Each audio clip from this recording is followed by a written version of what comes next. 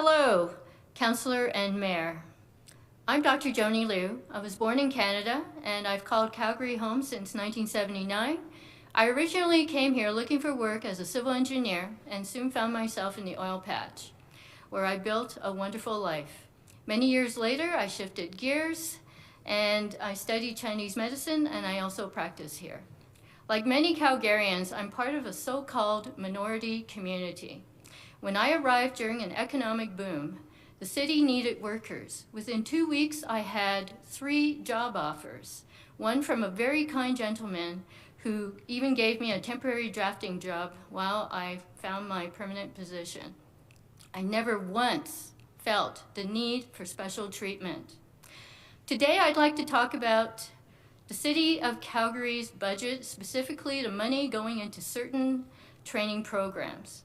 Calgarians no longer feel that DEI programs are a responsible use of our tax dollars.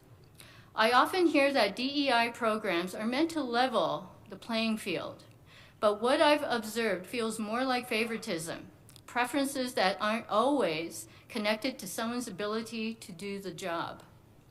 Currently, DEI training is grouped within the city's general HR costs. The projected HR budget for 2026 is about $44 million out of a roughly $6 billion budget overall, supporting around 16,000 employees. DEI initiatives have existed since 2011 with the Diversity and Inclusion Advisory Committee and continued with the 2019 Gender Equity, Diversity and Inclusion Strategy.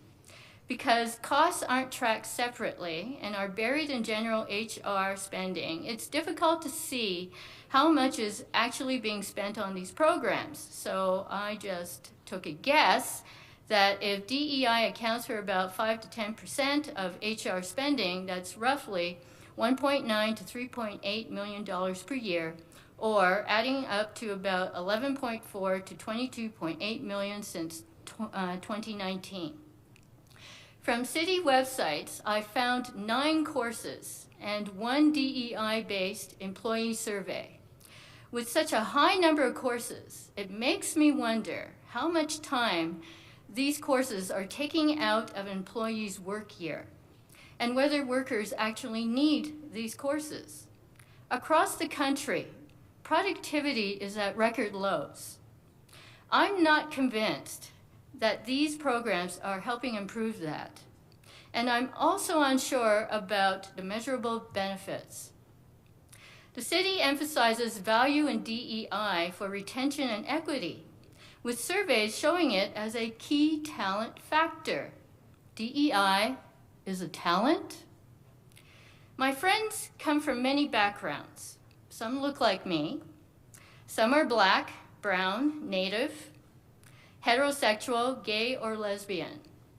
None of us have ever wanted special treatment, and we've always supported each other in building our own opportunities. To us, DEI programs tend to draw attention to our differences instead of what we share.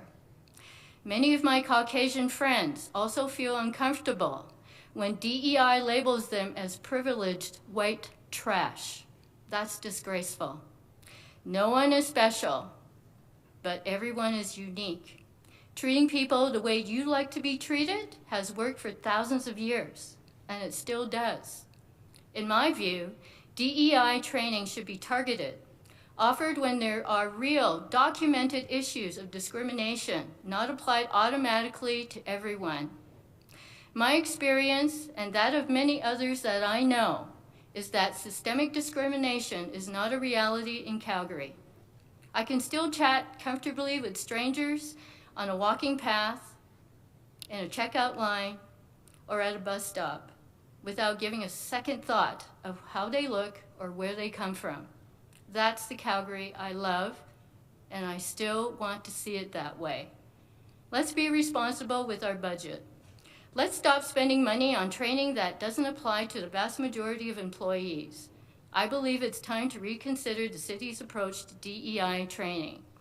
And from what I've heard today, if we eliminated DEI training and the climate emergency expenditures, we could probably afford to buy the soccer facilities that we so badly need in this city. Thank you so much, Joanny.